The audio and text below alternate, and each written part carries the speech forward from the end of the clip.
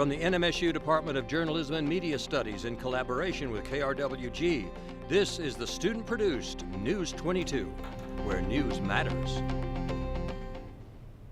Good evening, everyone. I'm Alejandro Sanchez. And I'm Samantha Dates. This morning, a young Las Cruces resident killed in a road rage incident is finally getting justice. This morning, LCPD arrested an 18-year-old man who is a suspect in the fatal shooting of a 14-year-old Alejandro Roman. Roman was shot on June 2nd near the intersection of Solano and Spruce. He was in the back seat of his parents' car when someone in another vehicle opened fire. Police haven't released the suspect's identity, but he is expected to be charged with multiple felonies. One of the 18-year-old suspects charged in the Las Cruces Salapec Park shooting is pleading not guilty to all charges.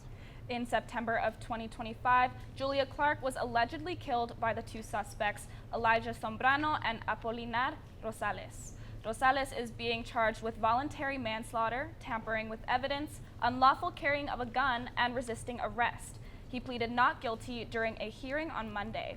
According to a police report, the other suspect, Elijah Sombrano, was on juvenile probation at the time of the shooting. He is now facing aggravated battery and tampering with evidence charges. Former top model USA winner Mia Molina is dead after a shooting in El Paso yesterday afternoon.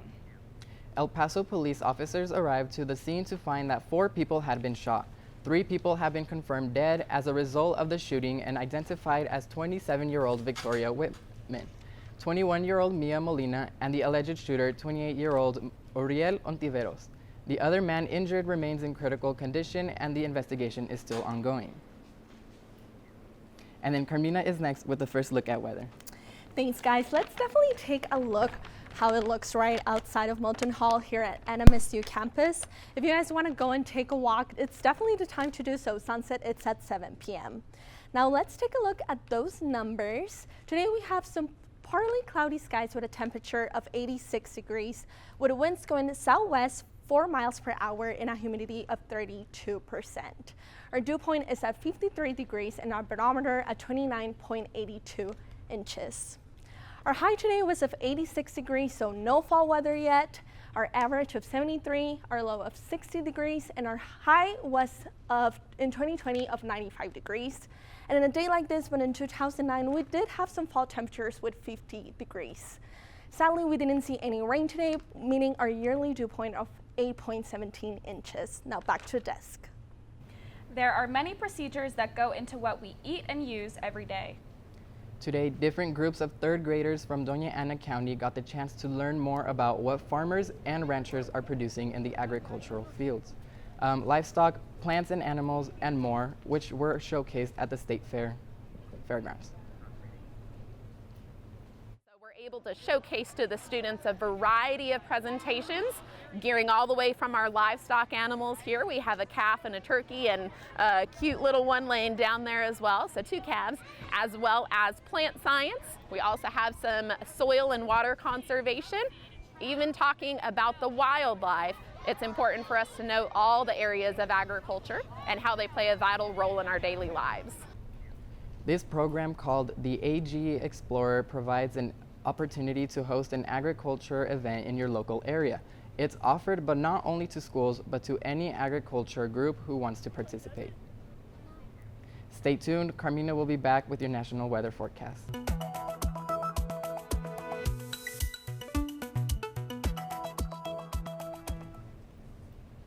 Welcome back, you're watching News 22 Thursday, where news matters.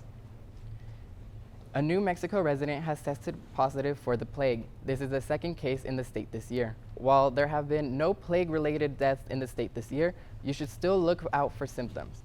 These include fever, headache, chills, nausea, weakness, and swollen lymph nodes. To protect yourself, agencies recommend to keep yourself and your pets away from rodents, wear long pants, and use bug spray to keep fleas away. Consult a physician if you think you may have been exposed to the plague. Doña Ana County and the city of Las Cruces are now providing their own emergency medical response.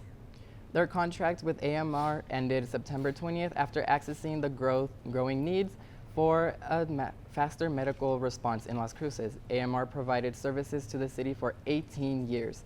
Doña Ana County Fire Rescue Interim Chief Andrew Bowen says that his crew are trained, equipped, and ready for the responsibility. City of Las Cruces Fire Chief Michael Daniels says the transition has been a long time coming.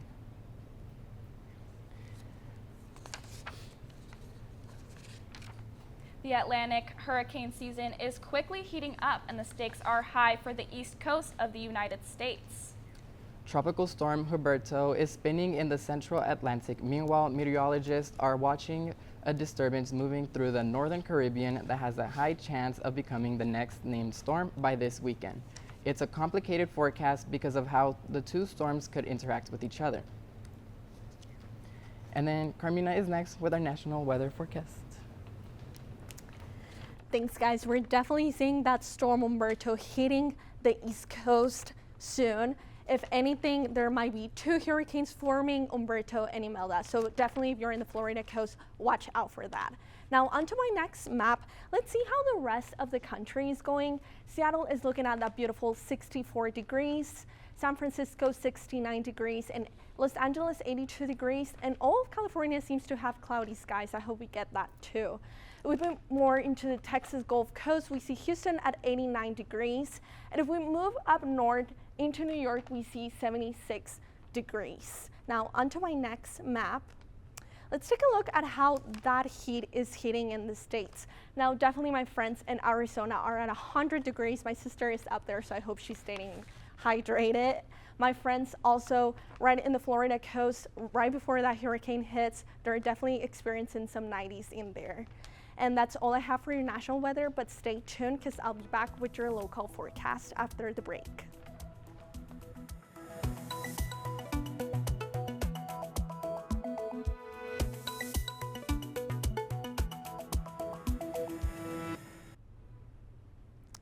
Welcome back to News 22 Thursday. Let's take a look at how New Mexico is looking at right now. We have Farmington at a sweet 82, Santa Fe at a sweet 76, Albuquerque 85, Gallup 83, Clovis 81, Socorro 84, Roswell is at a hot 85, Ruidoso 75, Las Cruces 86, and Deming just one more with 87.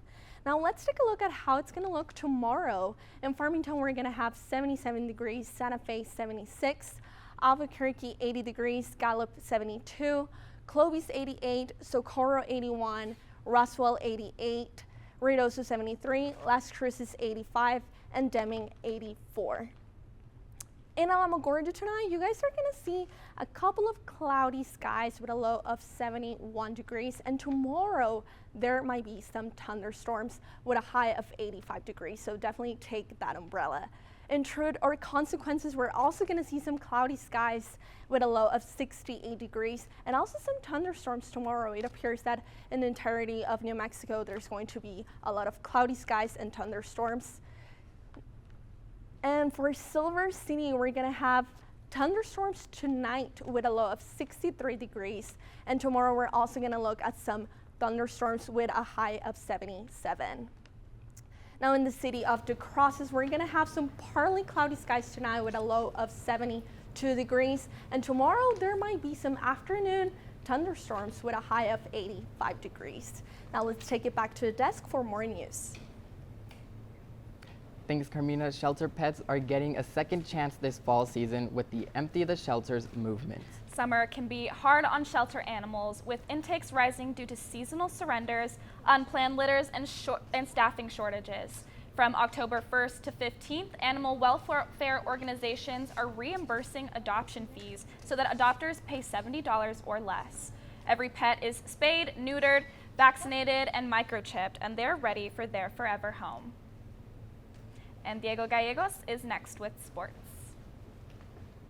Thanks, guys. Coming up in sports, the Battle of I-25 is kicking off, and one player is taking it pretty personally. You can toss that remote because News 22 Sports is next.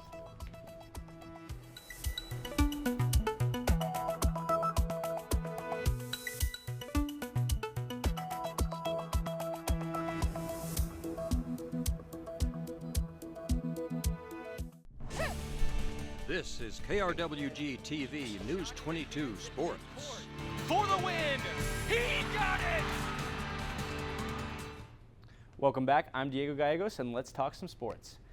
Now to kick things off for the Battle of I-25, the NMSU and UNM ROTCs are bringing back an annual tradition. NMSU head coach Tony Sanchez presented the training corps with the rivalry's game ball. NMSU ROTC then traveled 125 miles north to Fort Craig Historic Site. There they met with UNM to hand the ball off so the Lobos can take it up to Albuquerque for kickoff. The cadets ran in 2 to 4 mile increments while a van followed them to give them breaks. Both schools are bringing the tradition back to show that they can come together despite the rivalry.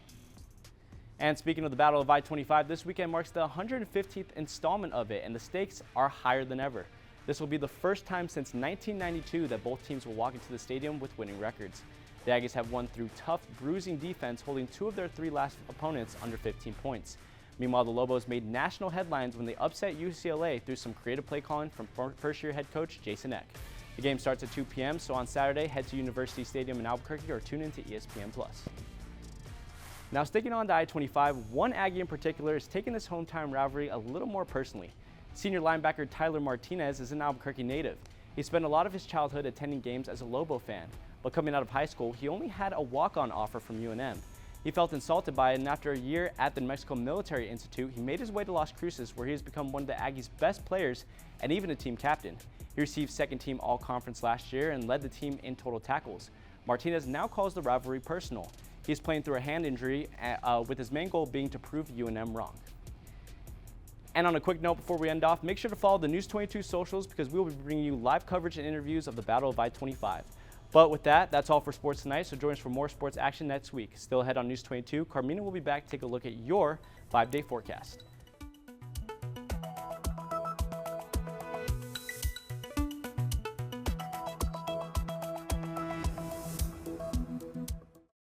Let's take a look at our top stories.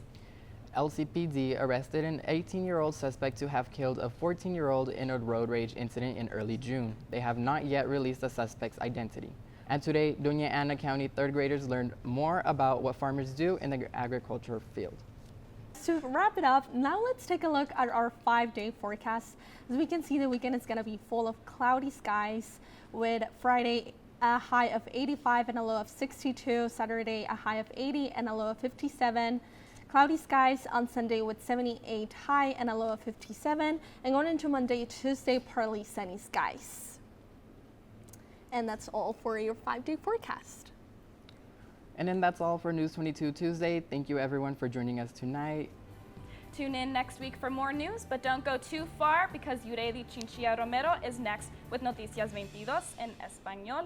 I'm Samantha Dates. And I'm Alejandro Sanchez. And from the whole News22 team, Diego, Carmina, Sam, and myself, good night.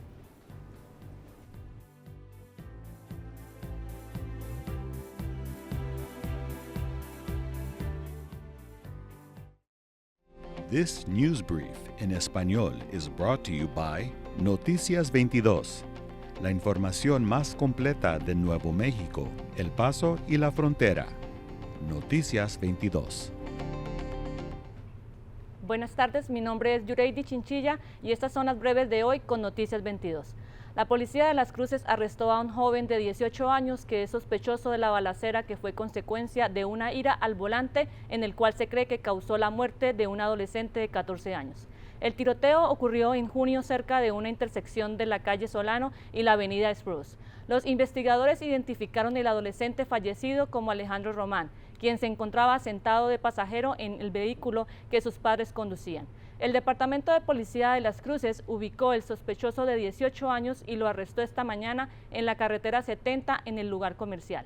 Mientras la investigación continúa, no se identificará al sospechoso, pero se anticipa que será acusado de varios delitos graves.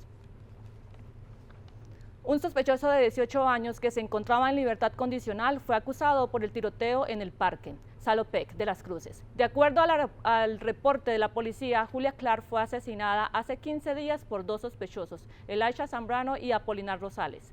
Zambrano estaba detenido juvenil cuando ocurrió el tiroteo. Él se entregó esa semana y ahora enfrenta cargos por agresión y manipulación de pruebas. El otro sospechoso, Apolinar Rosales, supuestamente intentó huir de la policía ese día, pero eventualmente se entregó. Rosales está siendo acusado por homicidio voluntario, manipulación de pruebas, portación ilegal de armas, resistencia a la autoridad. Este lunes, Rosales alegó que no era culpable de ningún cargo. Seguiremos con más información la próxima semana. Muchas gracias. Fue todo por hoy en Noticias 22. Nos vemos.